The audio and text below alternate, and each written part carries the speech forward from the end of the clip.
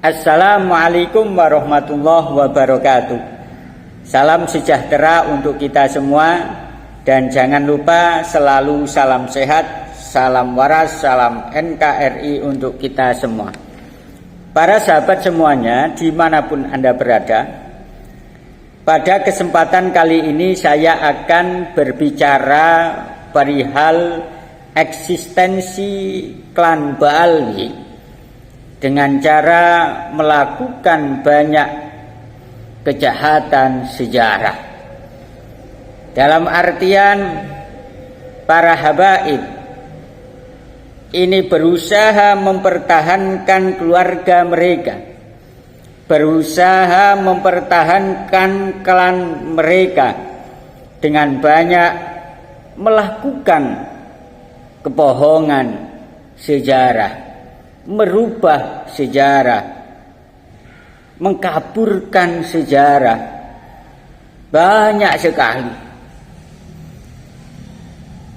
Di antaranya sering sekali kita dengar di media sosial, baik itu di YouTube, di TikTok, maupun di Facebook, baik itu Habib yang keras, Habib yang halus tanda kutip, selalu berkuar-kuar di panggung, di hadapan masyarakat, bahwa Nahdlatul Ulama ini yang berinisiatif atau yang berperan di balik berdirinya Nahdlatul Ulama adalah para habaib. Seandainya tidak ada para habaib, maka Nahdlatul Ulama ini tidak akan berdiri. Ini yang saya katakan kejahatan sejarah yang dilakukan oleh para habaib.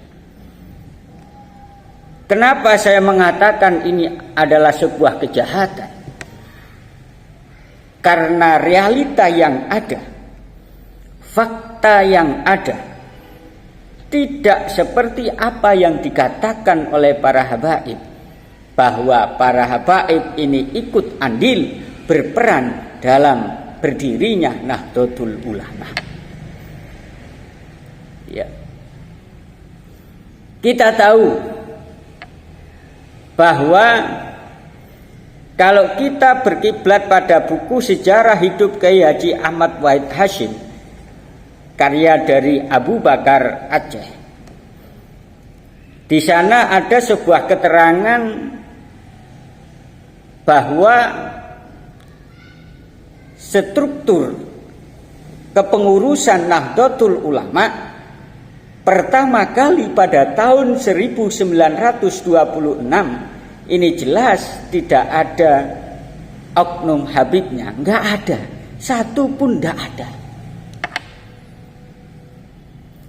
Dan kita kalau melihat buku sejarah berdirinya Nahdlatul Ulama, maka tidak ada satupun peran dari habib yang ikut andil berdirinya Nahdlatul Ulama, tidak ada. Yang ada adalah semuanya kiai-kiai Nusantara kita. Ya, berawal dari akhir tahun 1924. Salah satu, ini berkali-kali saya katakan, salah satu santri dari Syekhuna Khalil Bangkalan ini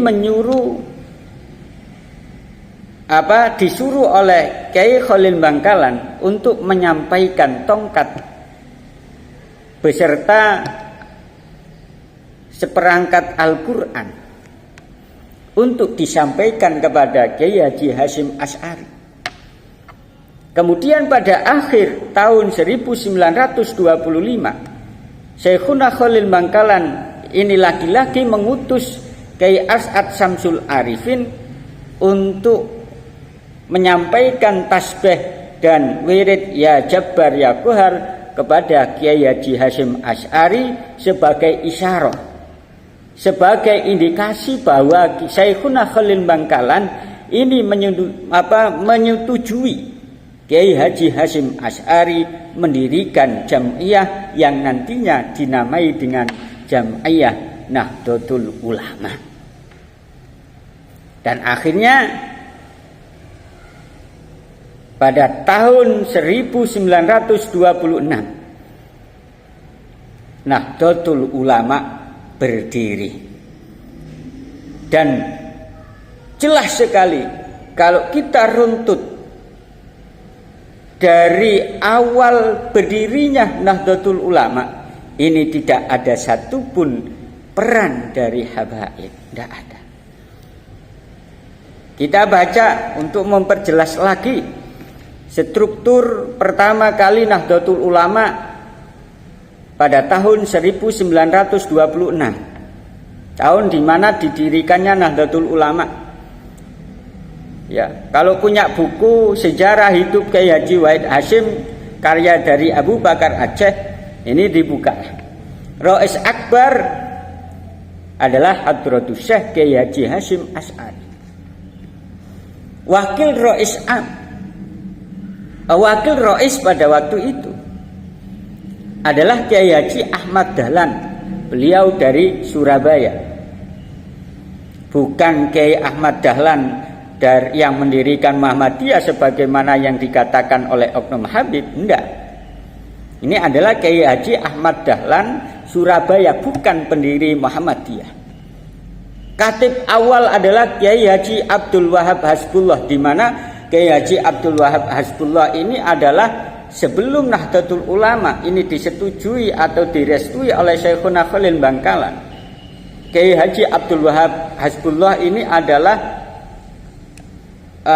kiai yang pertama kali menyarankan kepada Kiai Haji Hasyim Asy'ari untuk mendirikan jam'iyah yang nantinya dinamai dengan Nahdlatul Ulama. Khatib Tsani adalah Kiai Haji Abdul Halim. Ya, Kiai Haji Abdul Halim. Kemudian Akwan, pembantu Nahdlatul Ulama, pengurus besar Nahdlatul Ulama pada waktu itu tahun 1926. Adalah yang pertama Kiai Haji Mas Alwi Abdul Aziz, yang kedua Kiai Haji Ridwan, yang ketiga Kiai Haji Said, yang keempat Kiai Haji Bisri Sansuri, yang kelima Kiai Haji Abdullah Ubaid, yang keenam Kiai Haji Nahrawi Malang, yang ketujuh Kiai Haji Amin, yang kedelapan Kiai Haji Masuri, yang kesembilan Kiai Haji Nahrawi Surabaya. Kemudian mustasarnya pada tahun 1926 Kiai Haji Raden Asnawi Kudus, kemudian Kiai Haji Ridwan Semarang, kemudian Kiai Haji Mas Nawawi Sidogiri, kemudian Kiai Haji Muntoha Madura, kemudian Syekh Ghonaim Al-Misri, kemudian Kiai Haji Raden Hambali. Kemudian di struktur kepengurusan Tanfidiyah, ketuanya pada waktu itu adalah Haji Hasan Kipu dari Surabaya. Sekretarisnya adalah Kiai Haji Siddiq, insya Allah beliau dari Pemalang. Bendaharanya adalah Haji Burhan, Haji Soleh Samil, Haji Ihsan, Haji Jufar Alwan, Haji Usman, Haji Ahzab, Haji Nawawi, Haji Dahlan, Haji Mangun. Dilihat dari struktur awal pengurus besar Nahdlatul Ulama tahun 1926, ini tidak ada satupun Habib yang masuk dalam kepengurusan. Sehingga ketika ada Habib yang berkoar-koar bahwa Habib ini pertama kali menjadi pengurus Nahdlatul Ulama, itu adalah sebuah kejahatan sejarah. Karena berbicara mengeklaim sejarah yang tidak semestinya. Lagi kejahatan sejarah yang dilakukan oleh klan Ba'alwi, oleh para habaib, adalah merubah berdirinya Jerman. Dan ini sudah pernah disampaikan oleh Kiai Halwani. Kemudian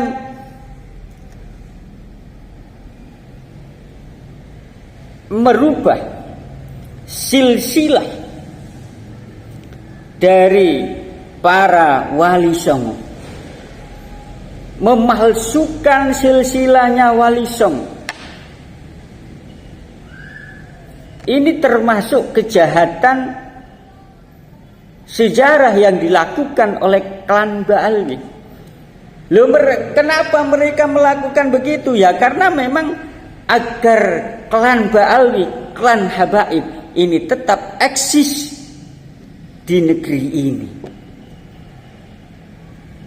Ya, kita tahu bahwa Wali Songo itu adalah para wali yang sangat berperan dalam menyebarkan agama Islam.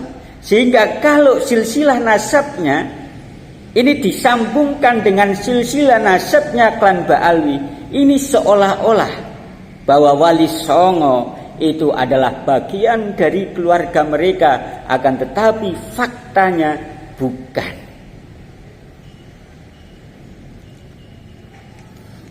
Ini kejahatan sejarah loh. Lagi kejahatan sejarah yang dilakukan oleh klan Ba'alwi adalah mereka sudah berani memanipulasi nasab mereka. Yang asalnya nasab mereka itu adalah Ubaidillah, nyambung ke Ubaidillah, tapi mereka memanipulasi nasab mereka bahwa mereka adalah keturunan Nabi Muhammad sallallahu alaihi wasallam dengan banyak cara untuk menghasilkan agar silsilah nasabnya itu diakui sebagai keturunan Nabi Muhammad sallallahu alaihi wasallam. Padahal secara realita dilihat dari segi manuskrip yang ada, dilihat dari segi kitab-kitab nasab ulama terdahulu, kemudian didukung dengan hasil tes DNA menyatakan bahwa klan Ba'alwi, para habaib ini bukan keturunan Nabi Muhammad sallallahu alaihi wasallam. Loh, ini loh kejahatan sejarah.